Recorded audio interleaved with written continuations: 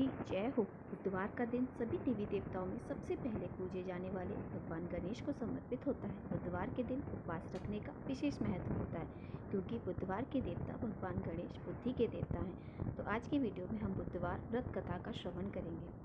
समतापुर नगर में मधुसूदन नामक एक व्यक्ति रहता था। वो बहुत धनवान था। मधुसूदन का विवाह बलरामपुर राम की नगर की एक सुंदर लड़की संगीता से हुआ था। एक बार मधुसूदन अपनी पत्नी को लेने बुधवार के दिन बलरामपुर गया।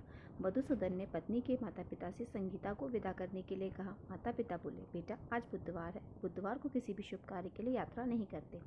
लेकिन मधुसूदन नहीं माना। उसने ऐसी शुभ अशुभ की बातों को ना मानने की बात कही। दोनों ने बैलगाड़ी से यात्रा प्रारंभ की। 2 कोस की यात्रा के बाद उसकी गाड़ी का एक पहिया टूट गया। वहां से दोनों ने पैदल यात्रा ही शुरू की थी। रास्ते में संगीता को प्यास लगी। मधुसूदन उसे एक पेड़ के नीचे बैठाकर जल लेने चला गया। थोड़ी देर बाद जब मधुसूदन कहीं से जल लेकर वापस आया तो वह बुरी तरह हैरान हो उठा क्योंकि उसकी पत्नी के पास उसकी ही शक्ल सूरत का एक दूसरा व्यक्ति बैठा था। संगीता भी मधुसूदन को देख के हैरान हो गई। वह दोनों में कोई अंतर नहीं कर पाई। मधुसूदन ने उस व्यक्ति से पूछा, तुम कौन हो और मेरी पत्नी के पास क्यों बैठे हो? मधुसूदन की बात सुनकर उस व्यक्ति ने कहा, अरे भाई, यह मेरी पत्नी संगीता है। मैं अपनी पत्नी को ससुराल से विदा कर लाया हूँ, लेकिन तुम कौन हो जो मुझसे प्रश्न कर रहे हो?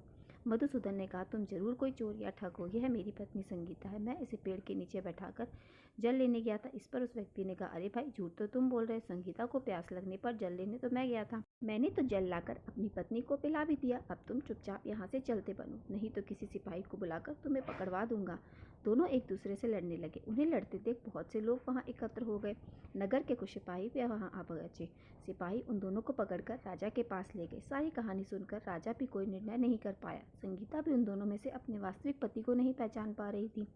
राजा ने दोनों को कारागार में डाल देने के लिए कहा। राजा के फैसले पर असली मधुसूदन भयभीत हो उठा। तभी आकाशवाणी हुई, मधुसूदन, तूने संगीता के माता पिता की बात नहीं मानी और बुधवार के दिन अपने ससुराल से प्रस्थान किया। यह सब भगवान बुद्धदेव के प्रकोप से हो रहा है।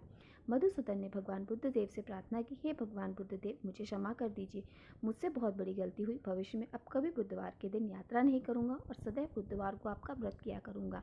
मधुसूदन के प्रार्थना करने से भगवान बुद्धदेव ने उन्हें क्षमा कर दिया। तभी दूसरा व्यक्ति राजा के सामने से गायब हो गया। राजा और दूसरे लोग इस चमत्कार को देखकर हैरान हो गए। भगवान बुद्धदेव की इस अनुकृपा से राजा सुदन और उसकी पत्नी की सम्मान पूर्वक विदा किया गया। कुछ दूर चलने पर रास्ते में उन्हें बैलगाड़ी मिल गई। बैलगाड़ी का टूटा पहिया भी जुड़ गया।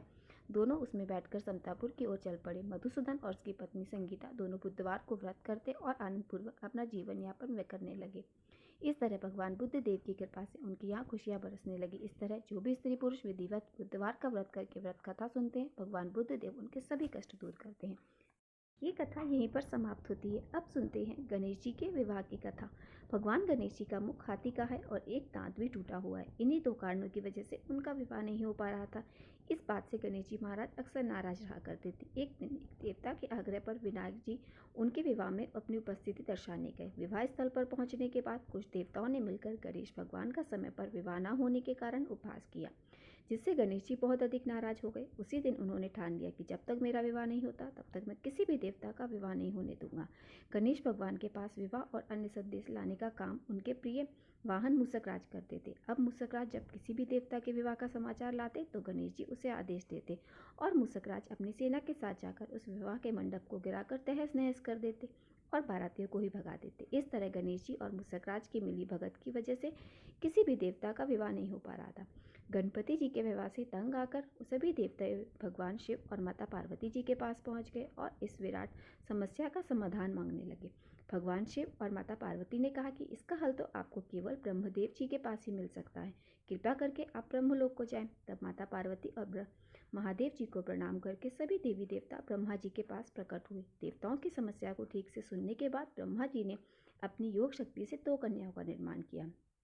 कन्याओं का नाम रिद्धि और सिद्धि। वह दोनों ब्रह्मा जी की मानस पुत्रियां थीं। उन्हें लेकर ब्रह्मा जी गणेश महाराज के पास गए और उनसे अपनी पुत्रियों को ज्ञान एवं शिक्षा प्रदान करने का निवेदन करने लगे। ब्रह्मा जी का मान रखने के लिए एक दंत भगवान ने रिद्धि और सिद्धि को शिक्षा देना आरंभ किया। फिर उस दिन के बाद से जब भी मूसकराज किसी विवाह की खबर लेकर आते, उस वक्त रिद्धि और सिद्धि गणेश जी को अपनी बातों में उलझा कर रखती। इस तरह गणेश जी का ध्यान किसी की और विषय पर नहीं जाता और दूसरी तरफ देवताओं का विवाह संपन्न हो जाता। एक दिन बुद्धि के देवता भगवान गणेश जी को ये बात समझ आ गई, लेकिन उनके क्रोध में आने से पहले ही ब्रह्मदेव अपनी दोनों पुत्रियों के साथ वहां पर प्रकट हो गए।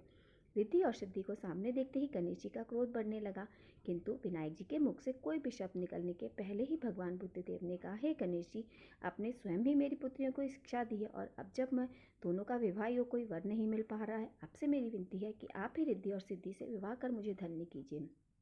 परमपिता ब्रह्मदेव जी की शांत वाणी को सुनकर गणेश जी का क्रोध शांत हो गया और वे उस विवाह प्रस्ताव के लिए हंसी खुशी राजी हो गए।